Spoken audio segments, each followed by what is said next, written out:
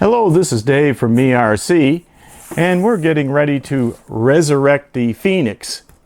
Now, you probably remember, if you watched a couple of my last videos, that we were flying this ERC nutball at the combat sessions in Flite Fest, Ohio 2019.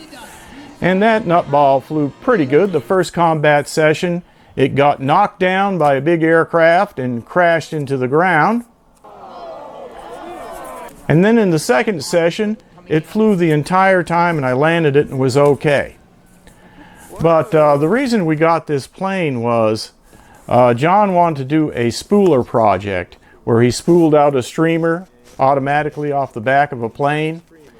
And he wanted to build a plane, but there just wasn't enough time because we only had a day left. So I went and bought this Phoenix from Stone Blue Airlines. We weren't able to use it for the streamer spooler, but we did put the streamer spooler on the ERC nutball and tried that. But unfortunately, we had a mishap. The streamer spooler seemed to disrupt the airflow over the elevons in the rear of the nutball, and it caused it to fly erratically, and it crashed. So unfortunately, that was the demise of the ERC nutball. But we'll make another one for next year, and we'll make it better than it was before. But back to this plane here.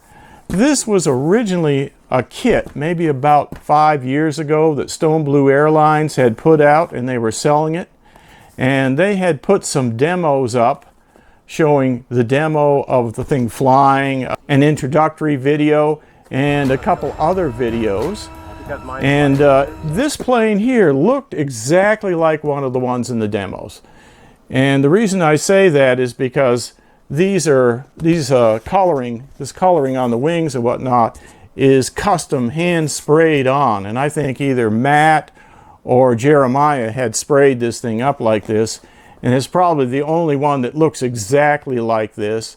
And it also has some of the components and locations that look exactly like the plane in the movie. For example, the 5.8 video went on right here, and there was an LRS mounted over here where this patch is now, and it has the same sort of camera setup in the front. I don't know if you can see that camera setup.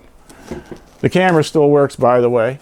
So when I bought it, it had a lot of the components on it, like all of the servos. All 4 servos were installed.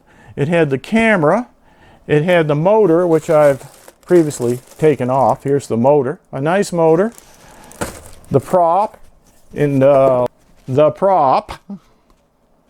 and also it had an ESC in there, but the ESC was a B heli ESC or BL heli ESC, and it didn't play well with the receiver I was using, so I'm going to have to replace that. But I guess I got a pretty good deal. I don't know. I probably paid $150 for it, I think. Maybe a little much, but you got to remember the original kit was $135 just for the foam and didn't include any of the components. And plus, this one was already built, which is nice. So anyway, I had to do a few things to it.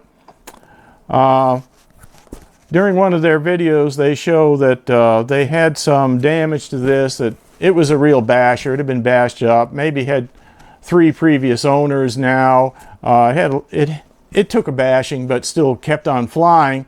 But it did have a crack right through the wings, so the wings were floppy. And it just didn't seem like it would fly right. Plus, I couldn't get the motor to fire up because of the strange ESC. So at Flite Fest, I couldn't get it going.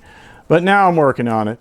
And the first thing I did was I cut in a groove right along here and put a spar all the way across the front of the wing, right there. I also put a spar right in the rear. Now, I know if some people are familiar with the Phoenix, they know that it did have some dihedral in the wing. Well, this mod here takes the dihedral out, but it makes the wing a lot stronger.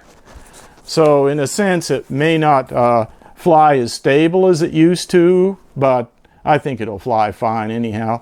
And it also, you know, it probably adds a little bit of weight to it, but not much. It's a very light plane with this EPP foam, and it's hollow inside. There's a lot of room. Let me show you this.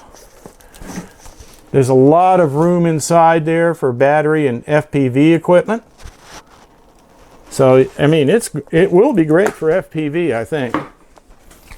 So I'm going to be using this Hanger 9 laminating iron right there to do it, and some of this 1.7 mil lamination film that I got from Loft Hobbies.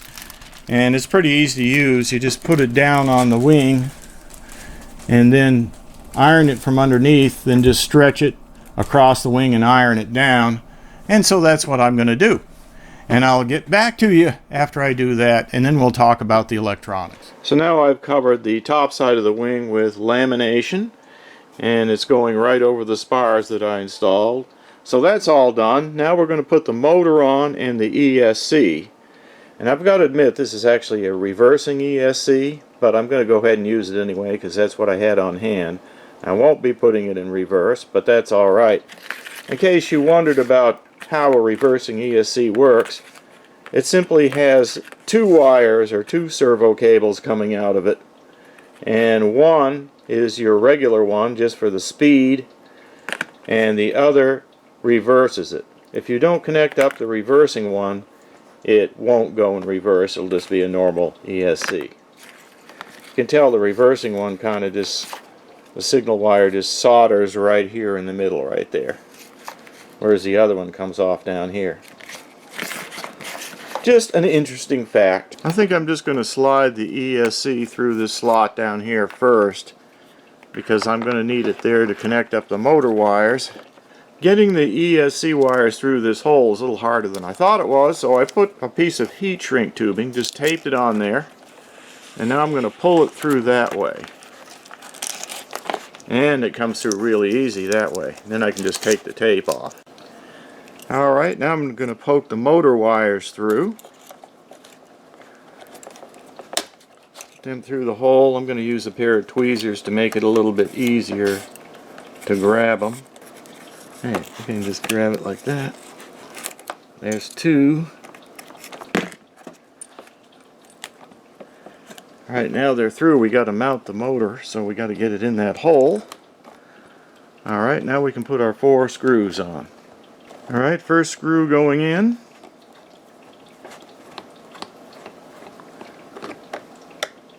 And then we'll do the other 3. Alright, the 4 screws are in. Now let's hook up the motor wires. Now we don't know which way these wires are going to go, but if the motor goes in reverse, we can always switch 2 of the wires to get it going the other direction.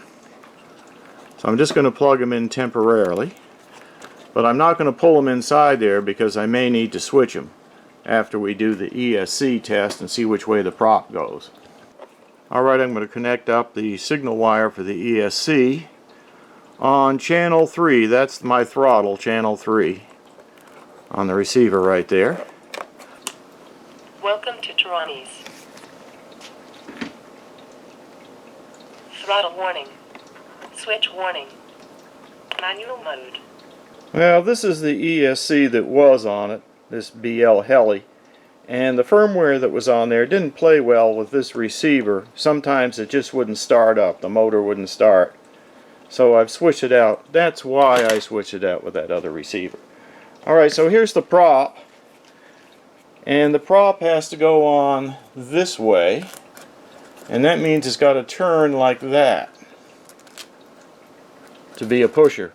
So I put a piece of tape on here, and hopefully we can get that tape to go around that direction. Alright, let's put a battery on it.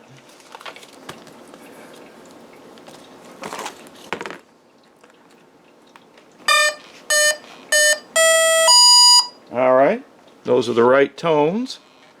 Let's see if we can get it to spin. Looks like it's turning this way. Yeah, so we got to reverse 2 of the wires on the ESC.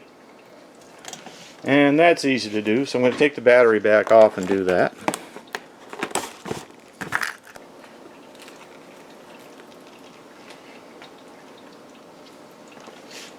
Alright, wires are reversed. Let's go ahead and put the battery back on.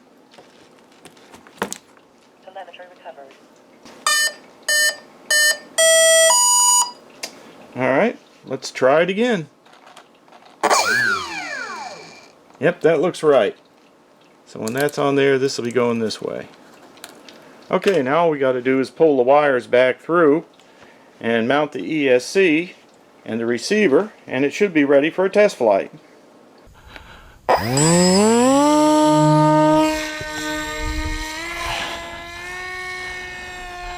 There we go.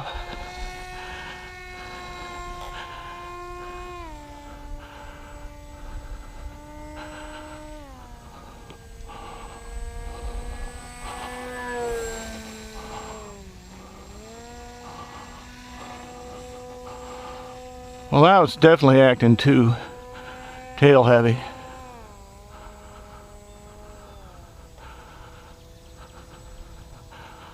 I'm just going to bring it down. Woo! I got the elevator figured out, but there's not enough weight in the front. So I'm going to have to mechanically set the elevator again and then go for a bigger battery and try it again later. That's a wrap. We'll see you next time.